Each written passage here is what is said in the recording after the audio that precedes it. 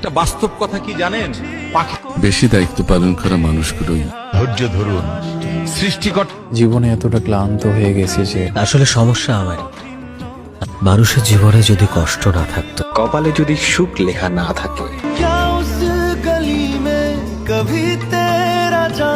সত্যি বলতে আমি আজ আমার ভাগ্যকে আমি অসম্ভব ভাই ভাই। সব হাসিতেই খুশি থাকে না, আমার মন থেকে কেউ একদিনে ওঠে না।